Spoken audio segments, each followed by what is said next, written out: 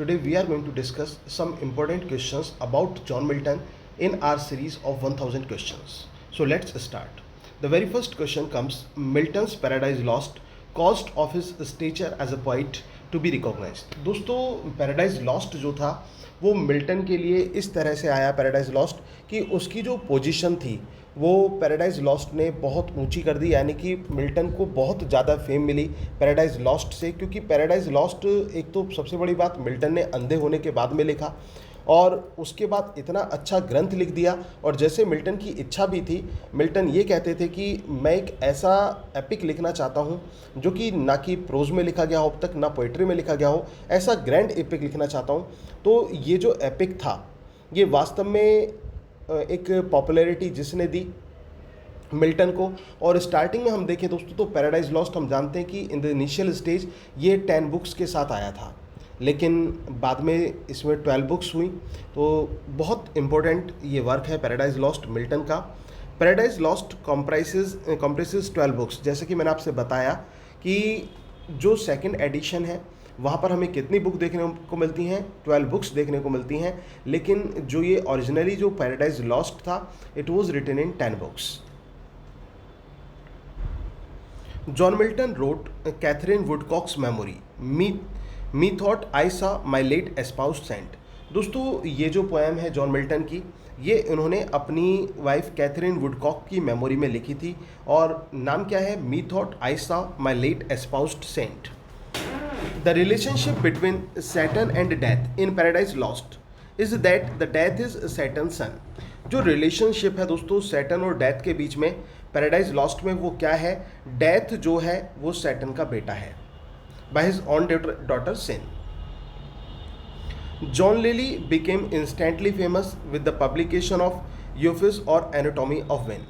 दोस्तों अगर जो हम यूफिस की बात करें तो ये एक प्रोज रोमांस है जो कि जॉन लिली का है, और जॉन लिली जो थे उनको बहुत ज़्यादा पॉपुलैरिटी मिली थी इससे और दी एनाटॉमी ऑफ विन से। दोस्तों ये कुछ क्वेश्चंस, 2-4 क्वेश्चंस ऐसे हैं जो कंटेम्प्रेरीज हैं और ये पूछे जाते हैं मिल्टन से रिलेटेड ही हैं। तो मिल्टन का तो मेन चल ही रहा है, लेकिन 2-3 क्वेश्चंस मैं आपको अलग से ऐसे भी लाया हूँ जो एग्जाम में आपके पूछे जा सकते हैं, तो उनको भी आपको तैयार करते हुए चलना है।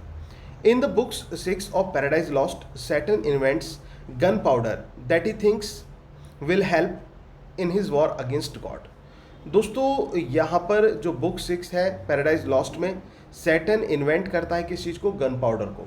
अब दोस्तों गन पाउडर प्लॉट पर मैंने आपको एक वीडियो बनाई भी थी और मैंने आपको बताया भी था कि किस प्रकार से शेक्सपियर ने मैकबेथ में गन पाउडर प्लॉट को रिप्रेजेंट किया है। और ये गन पाउडर प्लॉट एक ऐतिहासिक घटना थी जो कि क्वीन एलिजाबेथ के बाद में जब जेम्स फर्स्ट आए थे तो उस समय उनके खिलाफ लोग हो गए थे, जो कैथोलिक्स थे उनके खिलाफ हो गए थे। और उनके खिलाफ होने पर जो रॉबर्ट कैट्सबाय थे, रॉबर्ट कैट्सबाय इस कॉन्स्पिरेसी के लीडर रहे थे और इन्होंने गाय फॉक्स नाम का एक व्यक्ति था जो कि पहले आर्मी में भी काम कर चुका था। गाय फॉक्स को उन्होंने मेन कॉन्स्पिरेटर के रूप में चुना जिसने जो गन पाउडर से पूरे पार्लियामेंट को उड़ाने की योजना बनाई थी। दोस्तों पूरी डिटेल जानने के लिए आप उस वीडियो को भी देख सकते हैं जो मेरी शॉर्ट वीडियो है गन पाउडर प्लॉट को लेकर। तो ऐसा ही गन पाउडर प्लॉट हमें पैराडाइज लॉस्ट में देखने को मिलता है दोस्तों, और बुक नंबर 6 में हमें ये पैराडाइज लॉस्ट में गन पाउडर प्लॉट देखने को मिलता है। और इसमें ये क्या है? That he thinks will help in war against God. उसमें सैटर्न को ये लगता है अगर जो वो इसका यूज़ करता है तो वो सैटर्न गॉड के खिलाफ जीत जाएगा।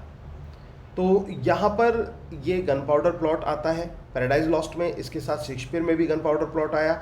इसकी अहमियत है क्योंकि एक हिस्टोरिकल इवेंट है दोस्तों, और आपको पता भी है ये जो डे है, जो 5 नवंबर का जो डे था उसको किस रूप में चुना गया था? उसको फिर फॉक्स डे या फिर हम जो है उसको बॉनफायर डे के रूप में, मतलब हम नहीं, जो इंग्लिश पीपल हैं वो सेलिब्रेट करते हैं और हॉलीडे डिक्लेयर किया गया था। तो उसके लिए आप डिटेल में देखिए दोस्तों गन पाउडर प्लॉट की वीडियो को। आगे बढ़ते हैं। Edmund Spenser wrote the Faerie Queene. Edmund Spenser ने फेरी क्वीन लिखी। ये क्वेश्चन आ सकता है कि फेरी क्वीन किसका वर्क है? एलिगोरिकली वर्क है। एलिगोरिकली जहाँ पर सिंबॉलिक प्रेजेंटेशन होता है दैट इज कॉल्ड एलिगोरिकली। तो ये एडमंड स्पेंसर का वर्क है। दोस्तों ज़्यादा टाइम नहीं लूँगा मैं आपको चीज़ों का एक्सप्लेन करने में, क्योंकि अब इसमें आपको बहुत ज़्यादा पढ़ना है। केवल आप मेरी ये सीरीज़ तो आप तैयार ही करेंगे, मतलब केवल इसे ही नहीं तैयार कर रहे होंगे, बल्कि आप और भी स्टडी कर रहे होंगे, अदर सोर्सेज से भी स्टडी कर रहे होंगे, तो आपके लिए भी टाइम की बहुत ज़्यादा ज़रूरत है। तो इस वजह से आपको मैं एक कम टाइम में एक ज़्यादा नॉलेज आपको देना चाहता हूं, तो उसी तरह से मैं आपको पढ़ा रहा हूं ताकि आप ज़्यादा से ज़्यादा तैयार कर सकें। और ये सीरीज़ जो है आप जल्दी जल्दी ज़्यादा ज़्यादा क्वेश्चंस की मैं बढ़ाता रहूँगा। तो फिलहाल आप इतना तैयार करें, जो आपको दिया जा रहा है अच्छी तरह से इसको पढ़ें। John Milton's Paradise Lost focuses attention on the relationship between heaven versus hell, God versus Satan and God versus evil. दोस्तों इनमें अगर जो ये आ जाए, पैराडाइज लॉस्ट जो है वो फोकस करता है अटेंशन पर, रिलेशनशिप को, किसका रिलेशनशिप दिखाया गया है, हेवन वर्सेस हेल का दिखाया गया है, गॉड वर्सेस सैटन का दिखाया गया है, या फिर गुड वर्सेस इविल का दिखाया गया है। आपका आंसर होगा ऑल ऑफ दीज, सभी का दिखाया गया है इनमें से। Adam's and Eve's disobedience is that stated subject of Paradise Lost. दोस्तों एडम और ईव का जो डिसओबीडियंस था, जो उन्होंने भगवान की आज्ञा का उल्लंघन किया था, ये इसका मेन सब्जेक्ट के रूप में लिया जाता है पैराडाइज लॉस्ट का। जो लाइंस भी स्टार्ट होती हैं, first disobedience of the God, testing of the fruit brought the death into the world. तो वही तो चीज़ थी कि जो एक उन्होंने फल को चखा, ट्री ऑफ नॉलेज में एप्पल ट्री को टेस्ट किया, भगवान ने मना किया था कि भाई फॉरबिडन है, लेकिन उन्होंने खा लिया। तो उसकी वजह से क्या हुआ, उसकी वजह से पूरा डिज़ास्टर हो गया। सब कुछ मैं आपको पैराडाइज लॉस्ट में बता चुका हूँ, जो मैंने वीडियो बनाई हुई है, आप उसे देख सकते हैं। To justifies the ways of God to man is the Milton's stated purpose in Paradise Lost. दोस्तों सब्जेक्ट आपने देख लिया डिसओबीडियंस, और जो इसका स्टेटेड पर्पस है या थीम है दोस्तों वो क्या है, फॉल ऑफ मैन है। और इसके साथ साथ to justifies the ways of God to man is the stated purpose in Paradise Lost. इसके बाद हम नेक्स्ट क्वेश्चन की तरफ बढ़ते हैं। A noble and puissant nation rousing herself like a strong man after pride. यहाँ पर वो क्या कहते हैं कि एक ऐसा जो श्रेष्ठ संसार है, और ऐसा संसार जिस पर एक तरह से गर्व किया जा सके, ठीक है, वो कहाँ लीड हो रहा है, rousing herself like a strong man after sleep. वो एक स्ट्रॉन्ग मैन की तरह आगे बढ़ रहा है एक स्लीप के बाद। शेकिंग हर इनविजिबल लॉक्स, और वो उसके इनविजिबल लॉक्स को शेक कर रहा है। किसने कहा दोस्तों, said bye Milton about Elizabethan period. ये एलिजाबेथन पीरियड के द्वारा एलिजाबेथन पीरियड के लिए मिल्टन के द्वारा कहा गया था। Francis Bacon was the greatest prose writer of the age of Milton. दोस्तों फ्रांसिस बेकन आप जानते होंगे, इनको इनके एसेज के लिए जाना जाता है। स्पेशली ये क्वेश्चन भी आता है, ऑफ सीरीज़ के जो एसेज हैं वो किसने लिखे थे। तो ऑफ सीरीज़ के जो एसेज थे वो फ्रांसिस बेकन के द्वारा आए थे, और फ्रांसिस बेकन का जो स्टाइल था वो एफोरिस्टिक स्टाइल था। तो फ्रांसिस बेकन जो है वो ग्रेटेस्ट प्रोज राइटर माने जाते हैं एज ऑफ मिल्टन के। Milton was an official servant at the court of Oliver Cromwell. Milton एक ऑफिशियल सर्वेंट था किसके कोर्ट में दोस्तों, बहुत इंपॉर्टेंट क्वेश्चन है, मिल्टन किसके कोर्ट में ऑफिशियल सर्वेंट के रूप में था। तो आपका आंसर क्या होगा, आपका आंसर होगा ओलिवर क्रोमवेल। क्या आंसर होगा दोस्तों, आपका आंसर होगा Oliver Cromwell. When the civil war broke out in 1642, Milton through himself heart and Saul into the struggle against king Charles. दोस्तों जब सिविल वॉर हुआ था 1642 में, तो मिल्टन ने अपने आप को पूरी तरह झोंक दिया था, और किसमें, एक स्ट्रगल में अगेंस्ट किंग चार्ल्स। तो ये क्वेश्चन आ सकता है किसके अगेंस्ट, तो your answer will be King Charles. Comus by Milton is a masque. Comus जो है वो मिल्टन के द्वारा ये क्या है, ये एक मास्क है दोस्तों। Milton wanted to write an epic that was equal to the greatness of Homer and Virgil। Milton एक ऐसा एपिक लिखना चाहते थे जो ग्रेटनेस में किसके बराबर हो, होमर के और वर्जिल के बराबर हो, और वास्तव में ऐसा मुकाम मिल्टन ने पाया भी। F R. Leavis accused Milton of carelessness to the intrinsic nature of English। जो ये हैं एफ.आर. लेविस, ये इन पर आरोप लगाते हैं, और क्या कहते हैं ये इनके ऊपर, ये कहते हैं कि इनके जो वर्क हैं वो ऐसे हैं जैसे कि अनकाइंड नेचर वाले वर्क होते हैं, इस तरह से इनके वर्क दिखाई पड़ते हैं, और गुड फॉर नथिंग है, मतलब कुछ ऐसा नहीं है कुछ भी अच्छा हो। तो नेचर ऑफ इंग्लिश में कुछ भी अच्छा ऐसा हमें दिखाई नहीं पड़ता मिल्टन के वर्क्स में। तो एफ.आर. लेविस ने कहा है ये।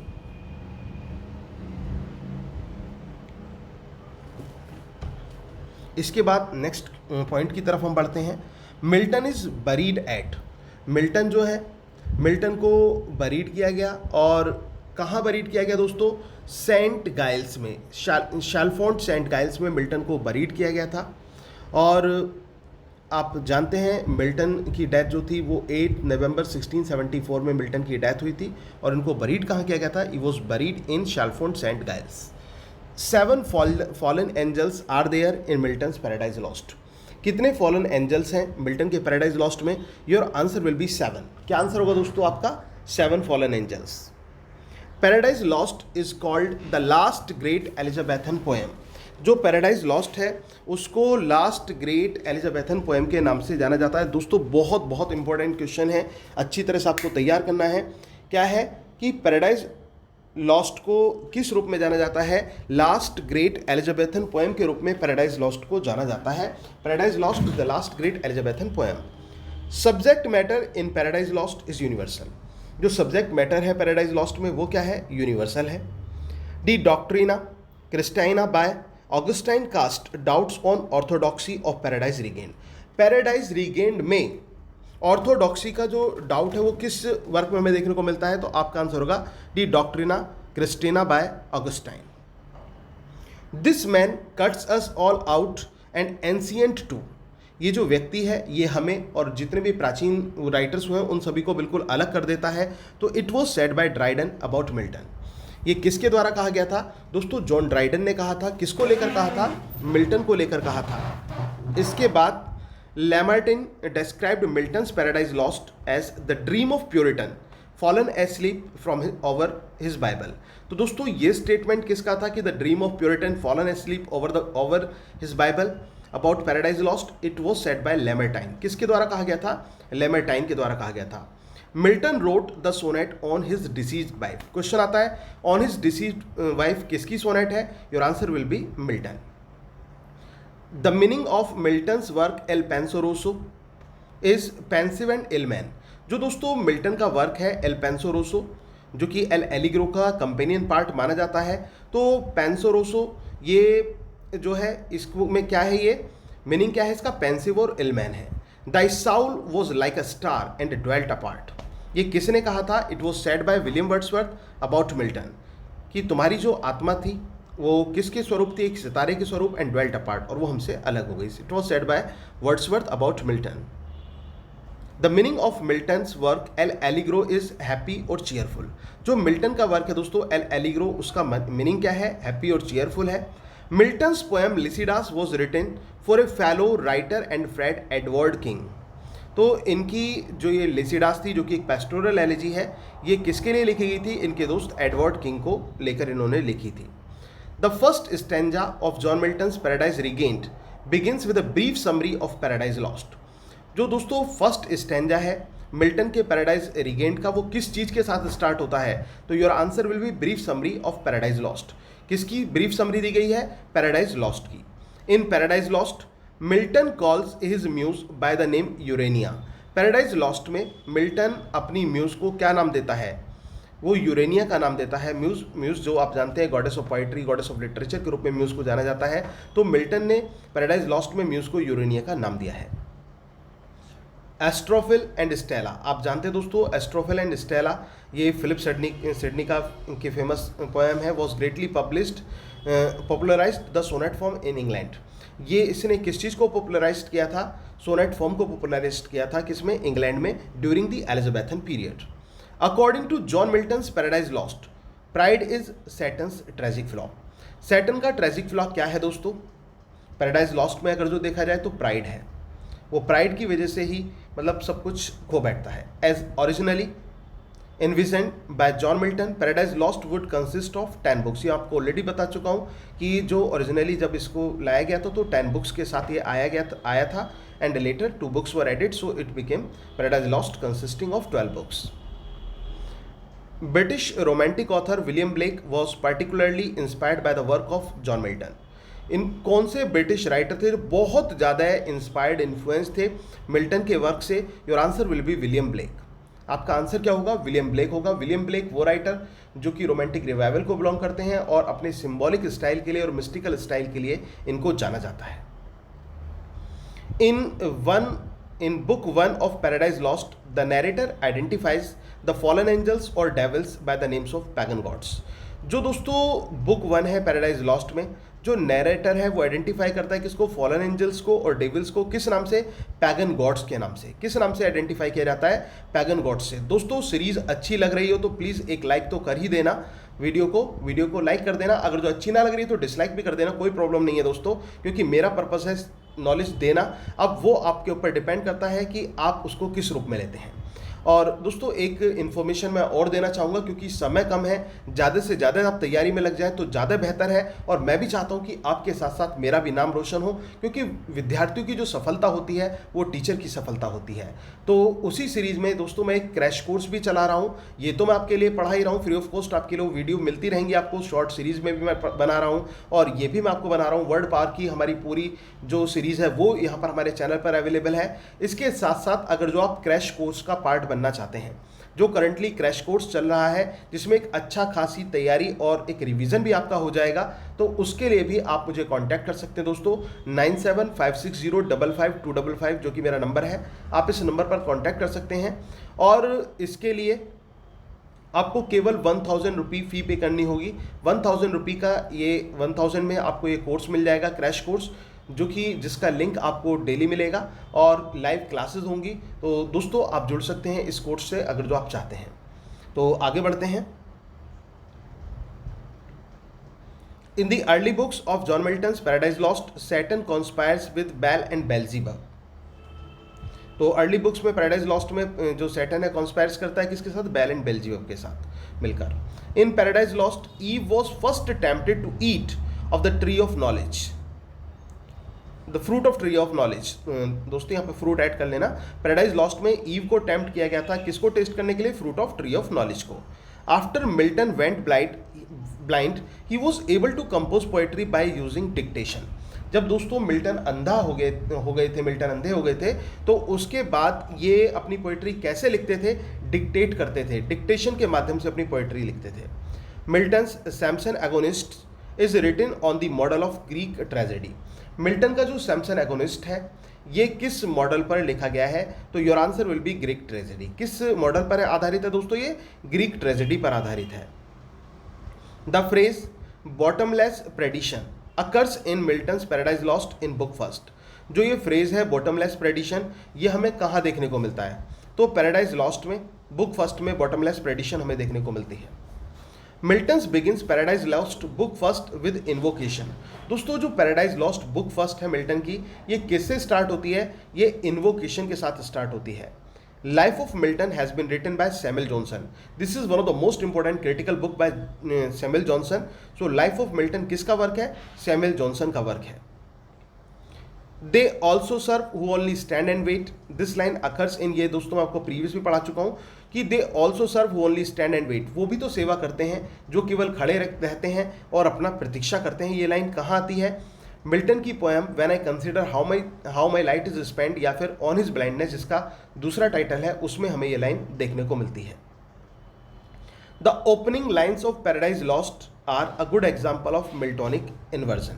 दोस्तों जो ओपनिंग लाइन्स हैं जो पैराडाइज लॉस्ट की हैं वो गुड एग्जाम्पल है किसका, मिल्टोनिक इन्वर्जन का। जो मिल्टन का इन्वर्जन है जिसमें वो अपोजिट चीज़ों को रिप्रेजेंट करते हैं, तो उसमें हमें ये लाइन्स देखने को मिलती हैं। वो किसका एग्जाम्पल है, मिल्टोनिक इन्वर्जन का। Milton was a passionate man who lived in a passionate times. Milton एक पैशनेट मैन था जो कि एक पैशनेट टाइम में रहते थे। तो किसने कहा, it was said by John Bailey. किसके द्वारा कहा गया था, जॉन बेली। दोस्तों ट्रिक से आप याद रख लें, जॉन बेली को मिल्टन का पैशन था, जॉन बेली को मिल्टन का पैशन था, इस तरह से आप दिमाग में बिठा लेना। If Milton was a Puritan he was also more than A Puritan. अगर जो मिल्टन प्यूरिटन थे तो वो कहीं उससे ज़्यादा प्यूरिटन थे, तो प्यूरिटन से ज़्यादा प्यूरिटन थे। तो दोस्तों ये किसने कहा, ये हचिनसन ने कहा। किसने कहा, Hutchinson. John Milton's magnificent ode on the morning of Christ nativity was written when the poet's age was 21 years. जो इनकी ओड ऑन ये है, ode on the morning of the Christ nativity, ये तब लिखी गई थी जब इनकी एज 21 ईयर्स की थी। In Milton's there is always an appearance of effort, in Shakespeare scarcely any. Milton में हमेशा एक अपीयरेंस दिखाई पड़ती है एफर्ट की, लेकिन शेक्सपियर में मुश्किल से ही ऐसी कोई जो है अपीयरेंस हमें देखने को मिलती है। It was said by William Hazlitt. तो ये क्रिटिकली रिमार्क किया गया किसके द्वारा? विलियम हैजलिट के द्वारा मिल्टन और शेक्सपियर को लेकर। What thou the field be lost, all is not lost is spoken by Saturn in Paradise Lost। दोस्तों ये जो लाइन्स हैं ये सैटर्न के हीरोइज्म को दर्शाती हैं और उनकी हीरोइक स्पिरिट को दर्शाती हैं। हीरोइक कपलेट में इसको रिप्रेजेंट किया गया मिल्टन के द्वारा। जो ये सैटर्न की स्पीच होती है और सैटर्न जो है अपने फॉलोअर्स जो हैं उनको ये मैसेज देता है कि क्या हुआ अगर जो ये फील्ड खो गया, अभी तो कुछ भी नहीं खोया है। और दोस्तों वही चीज़ आपको ध्यान में रखनी है, अगर जो पीछे कोई असफलता भी मिली है तो उस असफलता को आप जो है भूल जाइए और नए सिरे से शुरुआत कीजिए, क्योंकि अभी आपने कुछ नहीं खोया है, अभी तो पाने के लिए बहुत कुछ है, अभी तो मंजिल पाना बाकी है। तो दोस्तों उस मंजिल की तरफ आप अपने कदम बढ़ाते जाइए और आपके हर कदम में मैं आपका साथ देने के लिए पूरी तरह से तैयार हूं। तो दोस्तों अगर वीडियो अच्छी लगी हो तो प्लीज़ वीडियो को लाइक जरूर कर देना, साथ के साथ शेयर और कमेंट करना भी ना भूलें। जो भी आपके स्टडी ग्रुप्स हैं वहां पर भी शेयर करें ताकि ज़्यादा से ज़्यादा लोग इसका फ़ायदा उठा सकें। और दोस्तों चैनल सब्सक्राइब नहीं किया है तो प्लीज़ चैनल को सब्सक्राइब जरूर कर लें और बेल आइकन को भी प्रेस करना ना भूलें। और साथ ही साथ मैं आपसे ये बात जरूर कहूंगा कि आप कोशिश करें कि आप क्रैश कोर्स का भी हिस्सा जरूर बने ताकि आपकी स्टडी बहुत अच्छी हो सके और आप एक अच्छे मुकाम पर पहुंच सकें। Thank you very much, yours doctor Sachin Goswami.